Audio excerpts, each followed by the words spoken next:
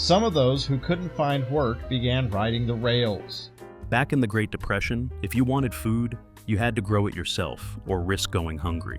There were no fancy garden centers, no chemical fertilizers, and definitely no online seed orders. People had to get creative, resourceful, and straight up clever to keep their families fed.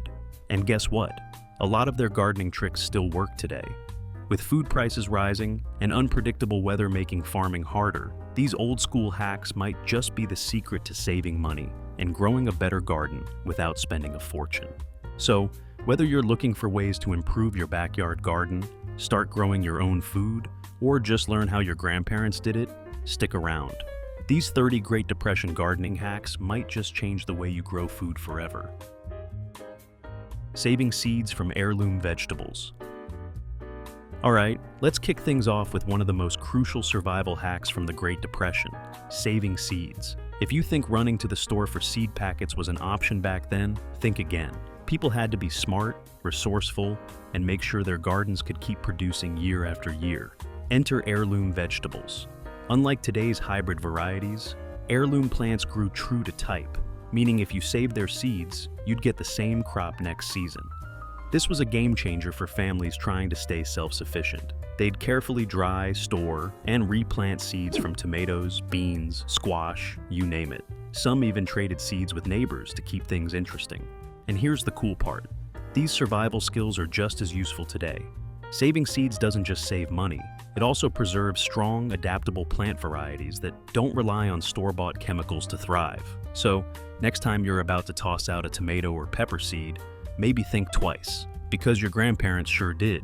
Now, let's talk about companion planting. Companion planting for natural pest control. You ever notice how some people just bring out the best in each other? Well, the same goes for plants. Back in the Great Depression, folks didn't have fancy pesticides. They had to get creative. That's where companion planting came in. The idea is simple. Certain plants help each other grow better. Some repel pests, some improve soil health, and some even boost each other's flavors. Take tomatoes and basil, for example. Basil keeps pests away from tomatoes while making them taste even better. Or the classic trio of corn, beans, and squash. The corn provides support for the beans fix nitrogen in the soil, and the squash keeps weeds down with its big leafy vines. People in the Depression didn't just plant randomly. They strategically paired crops to get the most out of their limited space. This method is still one of the best ways to garden naturally without spending a dime on chemicals. But hey, speaking of budget-friendly gardening hacks, let's talk about coffee grounds. Using coffee grounds as fertilizer. Alright, listen up. Your used coffee grounds are basically free plant food, and Depression-era gardeners knew it. Instead of tossing them, they sprinkled coffee grounds directly into their soil to boost plant growth, improve drainage, and even keep pests away. See, coffee grounds are rich in nitrogen, phosphorus, and potassium, all the good stuff plants need. They help make the soil more fertile while keeping it moist and well aerated. Plus, slugs and snails, they hate caffeine. So, if your lettuce or strawberries keep getting nibbled on, coffee grounds might just be the ultimate natural pest repellent. Farmers back in the day didn't have fancy fertilizers, so they used whatever they had, and coffee was a gold mine. Just sprinkle it around your plants or mix it into compost and boom, instant nutrient boost. And if you think coffee grounds were just a Depression-era gardening trick, wait until you hear about planting by the phases of the moon. Planting by the phases of the moon. Alright, get this. Your grandparents didn't just plant whenever they felt like it. Nope. They timed their planting with the moon like it was some kind of cosmic gardening cheat code. And honestly, they were onto something. The idea is simple. The moon's gravitational pull affects moisture levels in the soil just like it affects the tides. That means certain phases of the moon are better for planting specific crops. During a waxing moon, when it's getting bigger, moisture rises, which is perfect for planting above-ground crops like lettuce, beans, and tomatoes. A waning moon, when it's shrinking, that's the time for root crops like carrots, onions, and potatoes. People in the Great Depression relied on any trick they could find to get the best harvests with minimal effort. And since moon cycles were free and reliable, they swore by it. Even today, some old-school farmers won't plant unless the moon is right. So, if your garden isn't thriving, maybe take a hint from history and let the moon guide your planting schedule.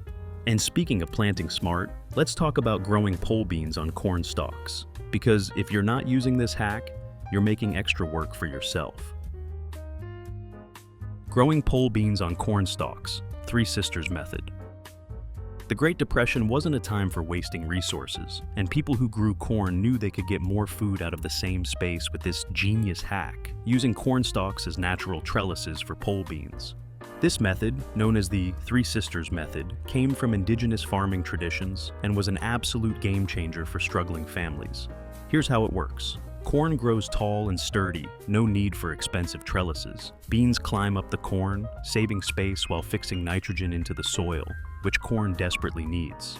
Squash spreads out at the base, shading the soil to keep weeds down and moisture in. It's basically nature's version of teamwork, and the best part? It works in almost any backyard garden. No wasted space, no need for store-bought supports. Just 3 crops helping each other thrive while feeding an entire family.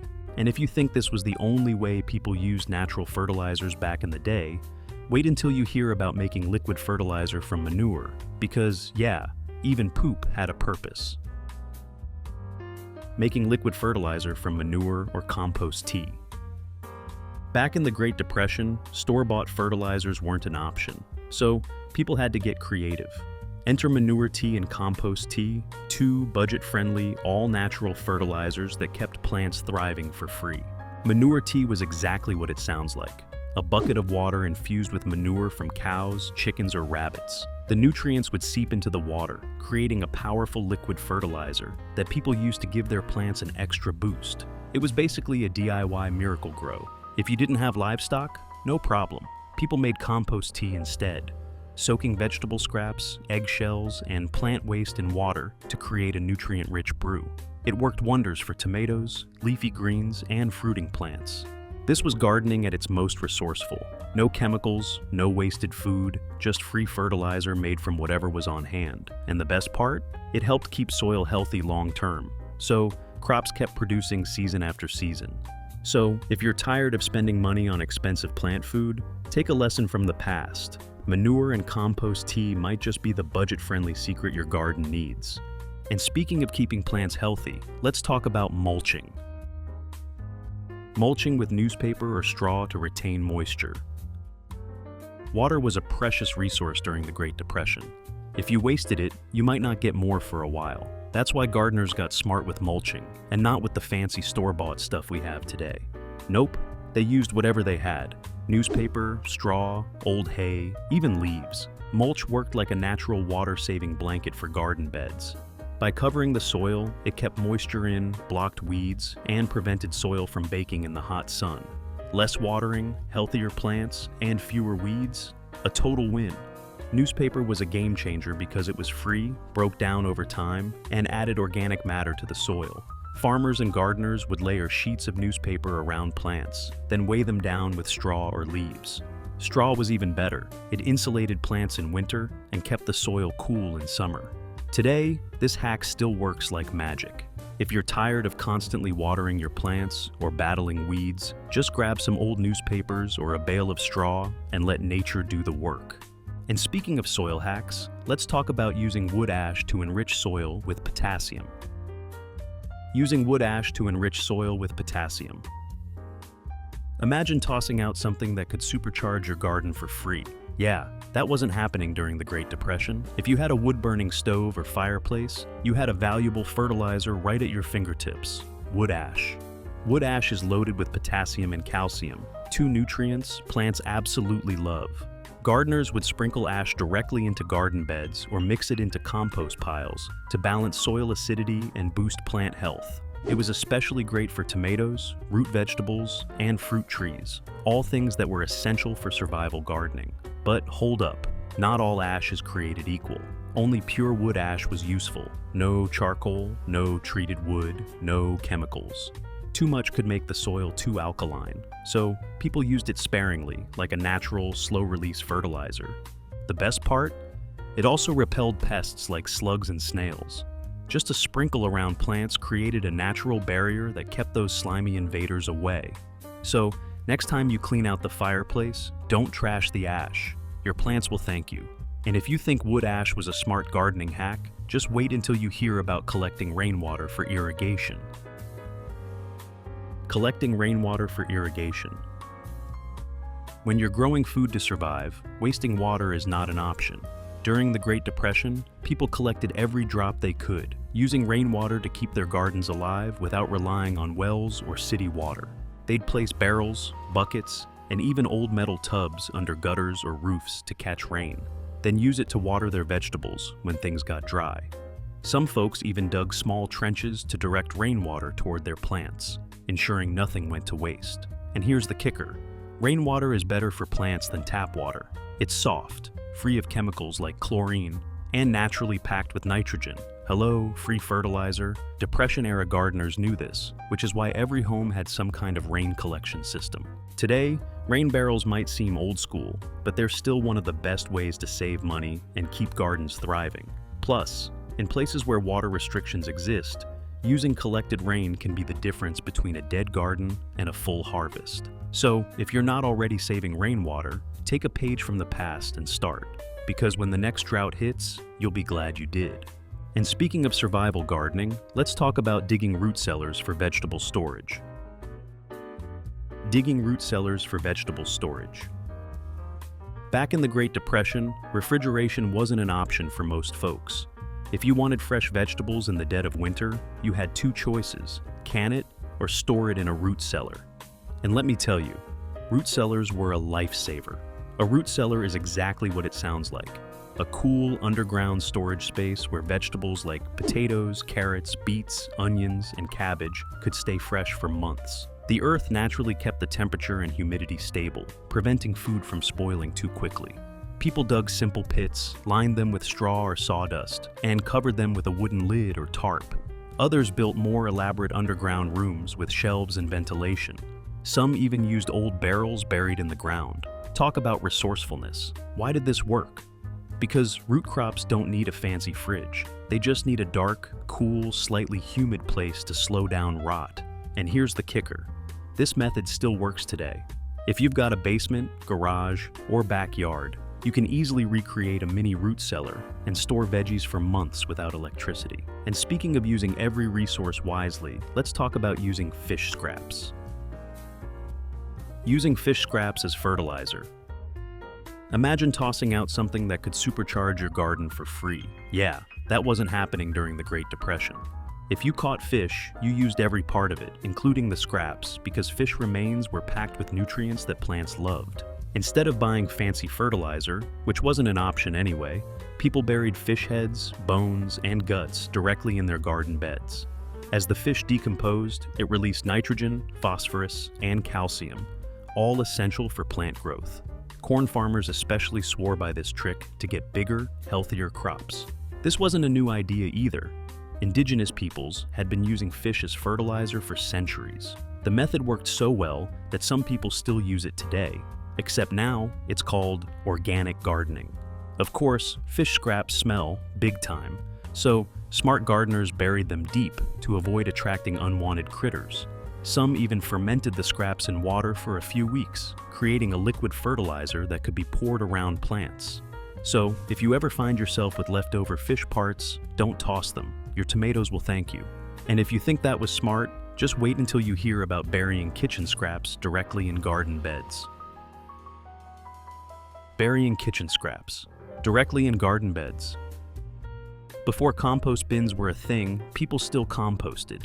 They just did it straight in their gardens. Instead of tossing food scraps in the trash, they buried them directly in the soil, creating a nutrient-rich environment for plants to thrive. This method, called trench composting, was as easy as it gets. You dug a hole, dumped in things like vegetable peels, eggshells, coffee grounds, and even old bread, then covered it up with dirt. Over time, the scraps broke down naturally, feeding the soil without the need for expensive fertilizers. People were careful not to bury anything too greasy or meat-based, because, well, raccoons exist. But outside of that, everything biodegradable went right back into the earth. This method improved soil texture, retained moisture, and helped plants grow bigger and stronger. The best part? It was free and effortless. You didn't need a fancy compost bin, just a shovel and a few minutes of effort. And honestly, it's still one of the simplest, most effective gardening hacks today. So, next time you're about to throw away carrot peels or coffee grounds, consider giving your garden a boost instead. And speaking of growing food in creative ways, let's talk about growing potatoes in barrels or boxes, because space saving was a survival skill back then. Growing potatoes in barrels or boxes. Alright, picture this. You're living through the Great Depression and food is scarce. You don't have a massive garden, fancy tools, or time to fuss over finicky crops. But you still need to eat. The solution? Potatoes. Grown in barrels, boxes, or even sacks. This method was a game changer for families with limited space because it let them grow a huge harvest in a tiny footprint. Instead of spreading potatoes out in rows, people layered soil and potato starts in tall containers, gradually adding more soil as the plants grew. By the time they were ready to harvest, the entire barrel or box would be full of potatoes from top to bottom. This wasn't just efficient, it also protected potatoes from pests and harsh weather. Plus, harvesting was as easy as tipping the container over and grabbing armfuls of fresh spuds instead of digging for hours. If you've got a barrel, a bag, or even an old laundry basket, you can grow a ridiculous amount of potatoes in almost no space. Who needs a whole farm when you can grow dinner on your back porch? Now, let's talk about creating shade with old sheets. Creating shade with old sheets to prevent sun scorch. Ever had your garden fried to a crisp in the summer heat? Yeah, people in the Great Depression dealt with that too, but instead of expensive shade cloth, they got creative with old sheets, burlap sacks, and even tattered curtains. When temperatures soared, farmers and home gardeners draped lightweight fabric over plants, or strung it up between wooden stakes to block the harsh midday sun. This simple trick prevented delicate crops from wilting, stopped soil from drying out too fast, and kept fruits and vegetables from scorching. Some even dunked the fabric in water before hanging it up, turning it into a DIY evaporative cooling system. What's wild is that this hack is still genius today. If you're dealing with a brutal heat wave, don't let your plants suffer. Grab an old bed sheet and make some shade. No need for fancy gardening stores when you've got Depression-era wisdom on your side. And speaking of repurposing everyday items, let's get into using eggshells to deter slugs and snails. Using eggshells to deter slugs and snails. Slugs and snails might be small, but they can wipe out an entire garden overnight. Back in the Great Depression, people weren't buying fancy pest control. They used what they had, and what they had was eggshells. Instead of tossing them out, gardeners crushed eggshells into sharp little pieces and sprinkled them around their plants. The broken shells formed a jagged barrier that slugs and snails hated crawling over, saving crops from being eaten alive. Bonus: as the shells broke down, they added calcium to the soil, which was great for crops like tomatoes and peppers that needed a little extra boost. So, next time you make scrambled eggs, don't toss the shells. Your plants will thank you for it. And if you thought this was a smart pest control trick, wait until you hear about interplanting strong-smelling herbs. Interplanting strong-smelling herbs to repel pests. Garden pests were a nightmare during the Great Depression.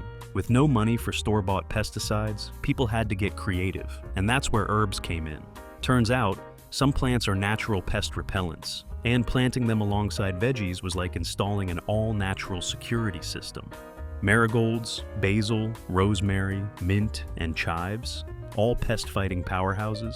People would tuck basil next to their tomatoes to keep aphids away, grow rosemary around cabbage to ward off moths, and plant mint near carrots to scare off hungry insects. Not only did this protect their crops, but they also got fresh herbs for cooking at the same time. And here's the kicker: this method actually made the vegetables taste better. Some herbs, like basil, enhanced the flavor of their plant neighbors, proving that companion planting wasn't just practical, it was genius. So if bugs are munching through your garden, don't reach for chemicals. Just plant some herbs and let nature handle the problem. Speaking of natural gardening hacks, let's talk about staking tomatoes with old wooden branches. Staking tomatoes with old wooden branches. Tomatoes are notorious drama queens. Without support, they flop over, rot on the ground, and attract pests. But during the Great Depression, people weren't running to the store for metal cages or plastic stakes. Nope, they used old wooden branches from their own backyards. It was a simple, free, and genius solution. Instead of letting their tomato plants collapse, gardeners would scavenge sturdy sticks from fallen tree branches, sharpen one end, and drive them into the soil next to their plants. Then, they'd tie the vines loosely with strips of cloth or twine, keeping them upright and healthy. This wasn't just about looks. Staking tomatoes meant better air circulation, fewer diseases, and bigger, juicier harvests. And since they weren't spending a dime on supplies, it was a win-win. The best part? This trick still works today. Next time you need tomato stakes, skip the garden center and go grab some branches instead. And if you think that's a smart DIY solution, wait until you hear about making natural insecticide from soap and water. Making natural insecticide from soap and water. When pests invaded Great Depression gardens, people didn't waste money on commercial bug killers. They fought back with soap and water. That's right. Something as simple as a mild soap solution was enough to wipe out aphids, spider mites, and other plant-destroying insects. The recipe? 1 tablespoon of natural soap mixed into a quart of water. Spray it on the leaves, and boom, bugs gone. The soap messed with their outer shells, dehydrating them without harming the plants. And here's the cool part. People didn't just use this trick on vegetables. They sprayed it on rose bushes, fruit trees, and even indoor plants, keeping their crops pest-free without chemicals. Of course, they weren't out here dumping laundry detergent on their gardens. Only mild, non-toxic soaps worked, like Castile or homemade lye soap. Anything stronger could damage the plants. This trick was so effective that modern organic gardeners still swear by it. So, next time you see aphids throwing a party in your garden, grab some soap and shut it down, Great Depression style. And speaking of battling pests, let's move on to trapping cabbage worms with a vinegar spray. Trapping cabbage worms with a vinegar spray. If you've ever grown cabbage, you know the struggle.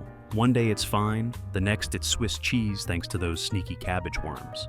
But during the Great Depression, people weren't about to lose their crops to a bunch of hungry caterpillars. Their secret weapon? Vinegar.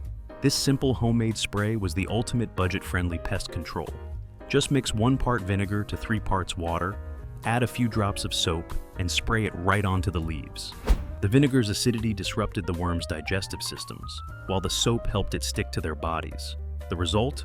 No more cabbage-munching invaders. Gardeners used this trick not just on cabbage, but also kale, broccoli, and other leafy greens. It was safe, effective, and, best of all, cheap. Plus, unlike modern pesticides, it didn't introduce harmful chemicals into the soil. But cabbage wasn't the only plant that needed help. Next, let's talk about planting deep-rooted crops to break up hard soil, because sometimes plants had to do the heavy lifting themselves. Planting deep-rooted crops to break up hard soil. Back in the Great Depression, farmers didn't have fancy tillers or expensive soil treatments. Instead, they let their crops do the hard work for them. When soil got too compacted for planting, people didn't break their backs trying to fix it. They just planted deep-rooted crops like daikon radishes, turnips, or parsnips to naturally loosen the ground. These plants sent their long taproots straight down into the tough soil, breaking it apart as they grew. Once harvested, the loose soil was perfectly aerated and ready for the next crop. This trick was a lifesaver for struggling farmers with dry, clay-packed land that wouldn't hold water properly. Instead of wasting time digging, they planted crops that did the job for them, while also providing food. Speaking of giving plants a boost, let's talk about using Epsom salt for magnesium-deficient plants. Using Epsom salt for magnesium-deficient plants. When plants looked sickly and stunted during the Great Depression, people didn't rush to the store for fancy fertilizers. They reached for something cheap and easy: Epsom salt. Epsom salt isn't actually salt. It's magnesium sulfate, and plants love it. Magnesium helps with chlorophyll production, meaning greener leaves, stronger stems, and better fruit production. Tomatoes, peppers, and roses, in particular, thrived when given an Epsom salt boost. The trick? Gardeners dissolved a tablespoon of Epsom salt in a gallon of water and used it as a foliar spray or soil drench once a month. The results? Lush, vibrant plants that produced more food, even in poor soil. Some farmers even sprinkled it directly into planting holes, giving seeds an early head start. And since Epsom salt was dirt cheap, it became a Depression-era gardening staple. Even today, this hack still works wonders. If your plants look pale, weak, or just off, A little Epsom salt might be the secret ingredient they need. And speaking of working smarter, not harder, let's move on to growing vertically to maximize small spaces. Growing vertically to maximize small spaces.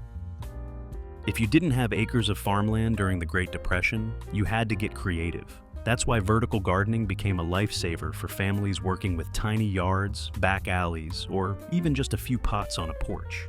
Instead of planting everything in flat rows, people grew beans, cucumbers, squash, and tomatoes up trellises, fences, and even repurposed furniture. Anything with a frame, old ladders, wooden pallets, spare wire, became a DIY plant support. The benefits? Huge. More food in less space, better air circulation, and fewer pests since crops weren't sitting on the ground. Some people even trained vining plants up the sides of their homes to save space while keeping their walls shaded and cool.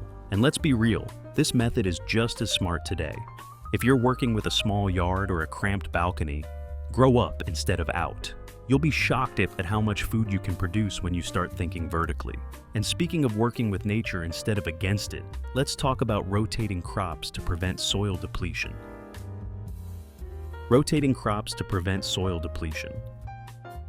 In the Great Depression, every bit of soil mattered. People couldn't afford to let their gardens turn into nutrient-depleted wastelands, so they relied on crop rotation, a simple trick that kept the land productive year after year.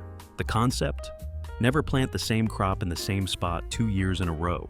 If you grew corn in one bed, you followed it up the next year with beans, which restored nitrogen. Then maybe leafy greens or root vegetables before returning to corn. This natural cycle replenished the soil, cut down on pests, and boosted overall plant health, all without chemical fertilizers. This trick wasn't just for big farms. Even backyard gardens benefited. People mapped out their plantings, ensuring each season's crops improved the soil for the next. The result? Healthier plants, bigger harvests, and soil that stayed fertile without extra costs. It's a trick that still works today. If your garden isn't thriving, maybe it just needs a break, and a little strategic crop rotation. And while we're on the subject of soil health, let's talk about creating hotbeds with decomposing manure for early planting. Creating hotbeds with decomposing manure for early planting. Waiting for spring to warm up the soil? That wasn't an option during the Great Depression. People needed food ASAP, so they used hotbeds, an old-school trick that let them start planting weeks earlier by harnessing the natural heat of decomposing manure. The process was simple. They'd dig a shallow pit, fill it with a thick layer of fresh manure, then cover it with a few inches of soil. As the manure broke down, it released heat, warming the soil above and allowing gardeners to plant sooner than their neighbors. Some built wooden cold frames or glass covers over the hotbeds, trapping even more warmth and creating a mini greenhouse effect. This meant they could start lettuce, carrots, radishes, and other early crops long before their fields were ready. And guess what? This still works. If you want a head start on your spring planting, consider using an old-school hotbed. It's nature's original heating pad for plants. But speaking of turning waste into gold, let's move on to fermenting weeds into a nutrient-rich compost tea, because even the useless plants had a job to do. Fermenting weeds into a nutrient-rich compost tea. Most people see weeds as a nuisance, but during the Great Depression, they were free fertilizer. Instead of yanking them out and tossing them aside, people turned them into compost tea, a liquid gold for their gardens. The process was ridiculously simple. They'd take weeds like dandelions, clover, and chickweed, shove them into a barrel or bucket, fill it with water, and let it sit for a few weeks. As the plants broke down, they released valuable nutrients, especially nitrogen, into the water. The result? A powerful, all-natural fertilizer that cost nothing and worked wonders. Once the tea was ready, gardeners diluted it with water and poured it around their plants, giving them an instant nutrient boost. Tomatoes, corn, and leafy greens thrived on this stuff. And because it was made from local weeds, it naturally contained the exact nutrients the soil was missing. And if you think that was clever, wait until you hear about preserving seeds in jars with dry rice for longevity. Preserving seeds in jars with dry rice for longevity. Imagine growing a perfect tomato one summer, then realizing you couldn't afford seeds for next year. That wasn't happening during the Great Depression. People saved their own seeds, and they had a genius way of keeping them fresh: dry rice. Here's how it worked. After carefully drying seeds from tomatoes, beans, squash, or corn, people would store them in glass jars with a handful of uncooked rice. Why? Because rice absorbs moisture, keeping seeds dry and viable for years. This trick prevented mold, rot, and early sprouting, meaning families had a reliable seed supply season after season. Some even labeled their jars with the date and plant variety, creating their own mini seed banks. It wasn't just about saving money, it was about survival. If you lost your seeds, you lost next year's food supply. So, people treated them like gold. Now, let's talk about using cardboard or old rugs as weed barriers, because back then, people found a use for everything. Using cardboard or old rugs as weed barriers. Weeding is every gardener's worst nightmare, but during the Great Depression, people didn't have time to pull weeds all day. Their solution? Smother them using whatever they had: cardboard, old rugs, even worn-out blankets. The method was simple but brilliant. Lay down a thick layer of cardboard or fabric over the garden bed, then cover it with a bit of dirt, straw, or compost. With no sunlight getting through, weeds couldn't sprout. Meanwhile, the cardboard and fabric slowly broke down, enriching the soil underneath. This trick saved time, saved water, since bare soil dries out faster, and made gardening way easier. Plus, it gave old materials a second life instead of sending them to the trash. People used this method for pathways, vegetable rows, and even flower beds. Some even repurposed old carpet scraps, though they had to make sure they weren't made of synthetic materials. And you know what? This hack still slaps today. If you're tired of weeding, skip the chemicals, grab some cardboard, and let nature do the work. And speaking of making things easier, let's move on to making hand pollinators from feathers or cotton swabs. Making hand pollinators from feathers or cotton swabs. Imagine working hard to grow food, only to realize your plants aren't producing because there aren't enough bees around. That was a real problem during the Great Depression. So, gardeners found a way to pollinate crops by hand. The trick? Using feathers or cotton swabs to transfer pollen from one flower to another. It was basically DIY bee work. People would gently brush the inside of one flower, picking up pollen, then dust it onto another blossom, just like nature intended. This was a lifesaver for plants like tomatoes, squash, cucumbers, and fruit trees that rely on pollinators. It also guaranteed better yields, which meant more food on the table. And because not everyone had access to bees or butterflies, this method gave gardeners more control over their harvest. Even today, this technique is used in greenhouses, small urban gardens, and places where pollinators are scarce. So, if you ever notice your plants flowering but not producing fruit, grab a feather, channel your inner bee, and make it happen. And speaking of smart gardening tricks, let's talk about spreading crushed charcoal to improve soil drainage, because back then, even ashes had a purpose. Spreading crushed charcoal to improve soil drainage. Soil that holds too much water can drown plant roots and ruin an entire crop. But during the Great Depression, people didn't have fancy soil mixes, they had wood stoves. And from those stoves, they got charcoal. Crushed charcoal wasn't just a waste product, it was a secret weapon for improving drainage. By mixing small pieces into the soil, gardeners kept the dirt loose and aerated, preventing water from pooling around delicate roots. It was especially useful for root vegetables, herbs, and fruit trees that needed well-draining soil. But that's not all. Charcoal also helped balance soil pH, absorb toxins, and retain nutrients. Some gardeners even used it in compost piles to keep odors down and boost decomposition. The best part? It was free. If you burned wood for heat or cooking, you already had a natural soil conditioner ready to go. And guess what? Charcoal is still used today in biochar, one of the hottest trends in sustainable gardening. So, next time you clean out a fire pit, don't throw away those ashes. Your garden will love them. Now, let's talk about timing planting with the first and last frost dates, because guessing when to plant could mean the difference between a feast and a failure. Timing, planting with the first and last. Frost dates. Plant too early, frost kills everything. Plant too late, you miss the growing season. Back in the Great Depression, people didn't have weather apps or fancy almanacs, so they had to learn nature's signals for planting. They watched for signs like tree buds swelling, birds migrating, and frogs coming out of hibernation. Some even used old sayings like, "Plant corn when oak leaves are the size of a squirrel's ear." These weren't just superstitions, they were practical wisdom based on generations of farming experience. Knowing the first and last frost dates was critical because one wrong move could mean a ruined crop and an empty pantry. Families kept records of frost patterns from year to year, passing that knowledge down so future generations could plant with confidence. And honestly, this hack still works today. Instead of relying solely on a calendar, pay attention to nature. It might just tell you everything you need to know about when to start planting. And with that, we've covered 30 survival gardening tricks that kept families fed during the Great Depression. These weren't just cool ideas or helpful tips. They were the difference between a full pantry and going hungry. What's wild is that so many of these tricks still work today. So next time you're planting a garden, think like a Great Depression survivor. Use what you have. Work with nature. Don't waste a single resource. Who knows? These gardening hacks might just save you money, help your plants thrive, and even make you feel a little more connected to history. If you found these tips helpful, don't forget to like, subscribe, and hit that bell so you never miss another deep dive into forgotten survival skills. Thanks for watching and happy planting.